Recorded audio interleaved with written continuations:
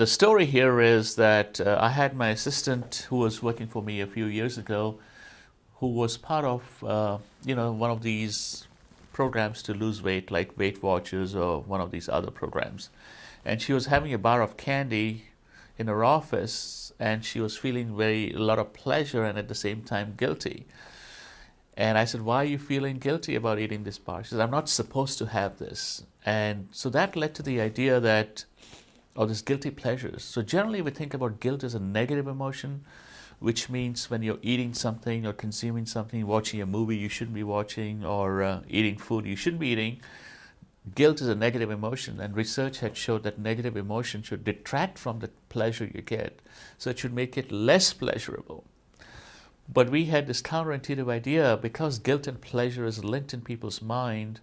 When you feel guilty, it's also associated with high amount of pleasure. So for certain types of items, when you feel guilty, generally, you might actually get more pleasure from consuming that. And so that's how the project started. And I think it's really has broad implications. If you look at, the whole marketing of Las Vegas, what happens in Vegas stays in Vegas, is an interesting way of telling you how pleasurable it is. They could have alternatively run a campaign and say Vegas is a lot of fun. It doesn't have the same amount of believability when somebody says it's a lot of fun, you'll have a lot of pleasure. And the reverse is saying you'll feel really guilty visiting here for 3 days. And then automatically you're thinking, because in your mind, guilt and pleasure is linked, this must be really a lot of fun. And so the idea here was to persuade people. You often almost take a negative attribute, which is linked to a positive attribute, pleasure in this case. And that's a much more effective way of persuading people than directly talking about the positive attribute.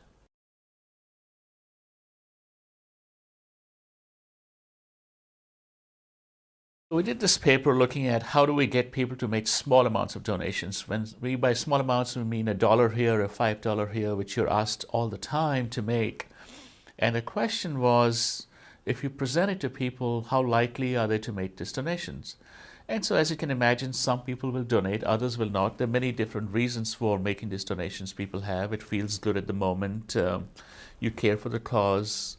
Somebody else is standing behind you in the line, so you want to not look like a selfish person. So there are a whole range of reasons why people might donate these small amounts.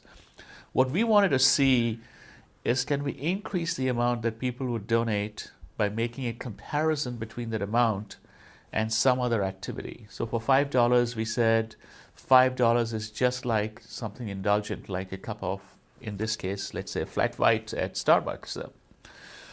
Or it could be $5 is what it costs a pack of detergent. And we wanted to see if making a comparison of the amount the charity is asking for changes the likelihood of giving. And what we find is, when we compare this $5 to something indulgent, like a cup of flat white in this case, people are more likely to donate because they feel better about themselves. It's as if I'm giving up something indulgent to make this donation.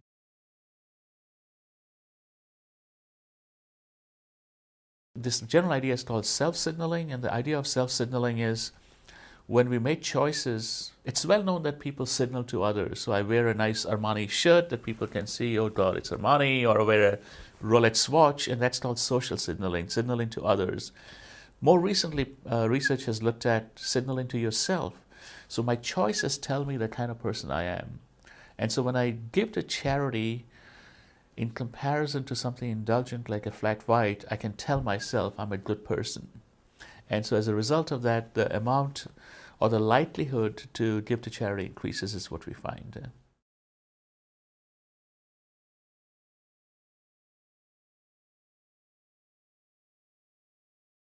One of the big ideas in this research is the things you feel at the moment, or the things you think at the moment, have a disproportionate effect on your choices, even if they're irrelevant to the choice. So for example, if today is a sunny day versus today is a rainy day, and you're shopping for automobiles, research shows that if it's a sunny day, you're more likely to buy a convertible. Even though you're not buying the convertible for today, you're buying it for the future streams of days. So today's weather should have no impact on how likely to buy a convertible. We call this incidental effects because this is not sort of directly linked to the choice, and incidental factors, whether it's the weather today, sunny versus rainy, whether it's the type of emotions that make you feel. So for example, if you're looking at a painting, one of my colleagues did this study, you're looking at some artwork and you put people in a positive mood or in a negative mood or sad mood. So you're watching the same painting in a sad mood or a negative mood, and then you're asked to assess how much do you enjoy this painting. Now the focus is on the painting, not on your mood, but people can't tell the difference, and people enjoy that painting much more when they're in a happier mood than they're in the sad mood. So they're willing to pay more for it. They think it's more valuable. So it translates into all the aspects of the painting. And now if you look at when you shop, some days you're angry, some days you're happy, some days you're in a rush. So all these factors influence your choices, but they happen outside awareness.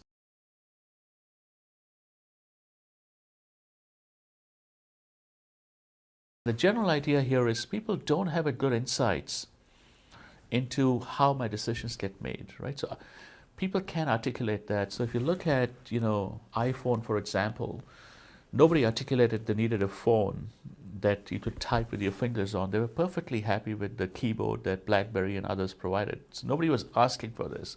So oftentimes marketing is challenging because people don't have full information into my decisions. Why did I choose option A over option B?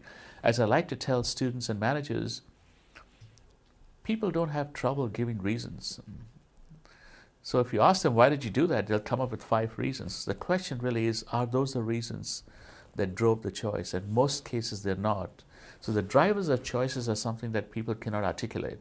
And that's where the theory really comes in, and how to use the theory to understand what's really happening.